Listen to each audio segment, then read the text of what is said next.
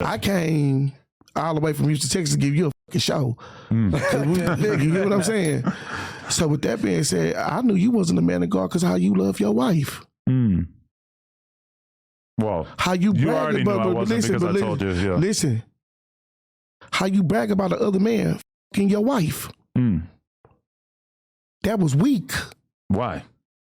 But that should be your gal. Because you take issue with my lifestyle sexually? No, I don't know. Why would that be of such interest to you? But I don't give a fuck about your lifestyle, what you do in the bedroom. Sounds like you do. No, I didn't. I just let you know about your wife. I don't know what the fuck you do sexually at all.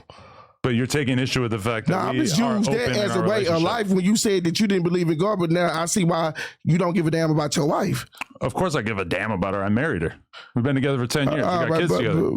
We just are sexually open-minded. It's much more common than you probably think. Hell nah. I just don't decide to be freaky like that. What's wrong with being freaky? If that's the worst thing you can say about me, I think I'll be all right. Now, Adam, I don't got nothing to say about you because at the end of the day, when I leave here, Adam, you're not an everyday nigga I'm going to talk to. You hear what I'm saying? So I don't feel no type of way about you at all, but this is my only time to talk to you, bro. You feel You can probably talk to me on Instagram or something. I'll give you my number. But look, I hit that nigga Instagram one time, bro. That nigga kept my bitch is still in that bitch. You hear me? What's your Instagram? I don't even know. MTMFDA. OTMFDA? No, hell nah. MTMFDA. MTMFDA. Yes. Okay, there we go. 900 followers. I follow you. You probably follow me after that other bullshit. I didn't accept the message. You got to bring baby out here, look like a junkie doing white boy drugs, snitching on rappers. You out of line. Bring baby is too. I think you meant brick baby. You got brick baby out here looking like a junkie doing white boy drugs, snitching on rappers. You out of line. Brick baby is too old for that snitching. What, white boy drugs includes Percocets now? You got to tell AR-Ab about that. Man, I got nothing to say. Hip hop got a love affair with Perks. That was the message. That was the message. Yeah. Bring baby. Bring. Hold on, this nigga playing games. That's what you wrote.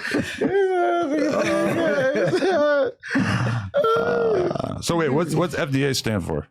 Frederick Darnell Abiola. Oh, okay. All right. When did you decide to go with FDA though? Because I got tired of people calling me Fred. So I just was standing in the house and say, what a cool name to call myself. And I said, I'm about to call myself FDA. I started calling myself FDA around my first kid's mom. Is it tough because it's hard to Google you or search you up on YouTube because you're going to find information about the Food and Drug Administration or Association? It really, I don't know, bro. Like, I don't know. It's tricky to Google you. You got to put you got to search like FDA Crip or FDA Houston and just hope you find Houston, the right thing. But see, and that's the part that the public don't understand. Houston, Crip, FDA. Those are three keywords, bro. When you combine them together, it became a superpower. So with that being said, the way that you can find me, the only reason why my content is named Houston, Crip, FDA is because it's the search situation.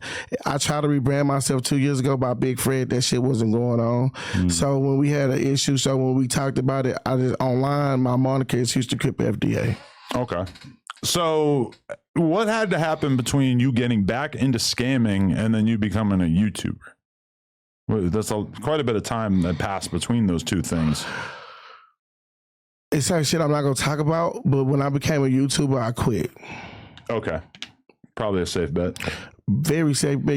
I just watched the whole team of yours go to the feds, bro. That was crazy. Well, just one dude, really. Who, Luce? Luce ain't mine. That's not my dude. That nigga was up here like he owned the place. He was on pod 3 times. Maybe 4, actually, total. Man, 3 look like a lot. He was a reoccurring guest. Brick Baby's the only person we employed. No. So let me change that then. Luce Cannon was a guest. Yeah, a guest. Right. But, I mean, he wasn't part of my team. Okay. Although they're probably going to try him for beating the dude up in the alley. Yeah, I would assume. They didn't do that yet, but probably going to happen. That's your fault too, bro. How the fuck is that my fault? Bro, why you got individuals at your business like that? It's not like he was invited that day. He just showed up. Let me tell you something. The last house I ever showed to is my grandfather's house unannounced. You never show up to a man's house unannounced, then shit on the carpet. He was an associate of Wax. And Wack was doing a podcast. That shit was bad. That's why Loose ass in jail, because you don't do innocent people like that, bro. That's not why he's not locked up. He hasn't been charged with that stuff yet. It's called, but you have, but you a wizard, so you don't believe in nothing. But you have moral law and you have like the U.S. Constitutional law. When we fall under moral law is when he did somebody wrong like that, and then it came back to him to the point now he's incarcerated. That's what brought that incarceration on him. It's possible. Yeah, karma. Could never dodge that bitch. He was already being investigated for a lot of stuff when he did that. Because he did a lot of talking on your shit. He was on his own channel. No, he was doing his own thing. What's that Nipsey Hussle story he talked about? Yeah, but that didn't have anything to do with him. But he should have never talked about that shit. Yeah, I mean, I feel like it was made up. I don't really think Big U did that. But that was his way of getting back at his op. Man, let me tell you something, bro. I think he made up that whole story to just get at Big U. Big U ain't no saint, but I don't think he got Nipsey knocked off either. My boy, I'm not talking about that. Oh, you think he did? I don't know, bro. I'm in Cali, bro. So I'm definitely not talking about Nipsey Hussle in Cali. Oh, you're not going to make it in the media business if you're afraid to have opinions just because you're geographically close to people. Adam, I don't give a fuck, bro. But what I'm saying is, I'm not about to talk about Nipsey Hussle and his situation. That was a fucked up situation. I live here. I've talked about him plenty. Because they like you, Adam. They kill us. They let you make it. They kill us. Like you hear me? But I've also never dissed Nipsey. Don't act like you missed the question. But I've been open-minded to various theories. Don't act like you didn't miss what I said. They kill us and they let you make it. The blacks gonna die by the blacks. I mean, and the white man live forever. Sure, but I mean, do we ever hear about black members of the media getting killed for their opinions or because they spoke on something? What? Who? In Houston? In the media? Zack TV, huh? Zack TV was an accidental. Man, there was no accident. It's nothing. That nigga was playing both sides, and then them niggas got mad. And that's what happened in the street. Everybody I heard talk about the Zack TV thing said that it was an accident, that they didn't mean to be killing him. He was just in the wrong place at the wrong time. I don't think anybody had beef with Zack. Next question, bro. You know otherwise, or you're just assuming? I'm not assuming, bro. I'm gonna say is Zack TV is going around rivals, right? He gonna interview this nigga, and he gonna interview that person. This person don't like this person. He got killed intentionally. He was a pioneer, and a good pioneer. The fact that he did all that stuff, would I do that? Would I be in the Foties one day and then in the Hoover neighborhood the next day and a Blood neighborhood the next day? No, I do that very seldomly. When that boy 4 Extra coming home? Maybe like a week, maybe 2 weeks. Tell that nigga stay off of Vernon Avenue, man. He need to stay in the house or here. They caught bro. We had a bid that he was gonna get caught in a day. Yeah, he was free for like a week last time he was out. Bro, free for a week. I like that nigga energy, but he just he hard-headed. Yeah. He hard-headed. Bro. The most hard-headed. I didn't even know that level of hard-headedness existed. Bro, I'm talking about, bro, that bus out, because I got him my side right now. So, bro. He was on parole, and he comes on here and says, "F my PO."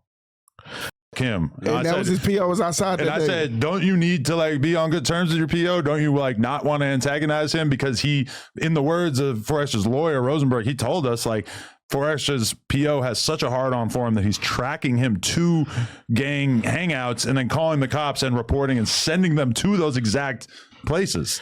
Damn. It's not really the kind of person that you want to antagonize when they have access to your location at any given time. 4 Extra. He's a special guy. He put himself in that situation. For sure, yeah. He put himself in that situation. Stay away from the hood right quick. Part of the problem, he doesn't seem like he minds jail that much. Bro, please. Definitely me going to jail would be a much more upsetting thing. You'd be cool. I go pretty out of my way to avoid jail. He doesn't really have that in him. Bro, because bro don't got shit to live for right now.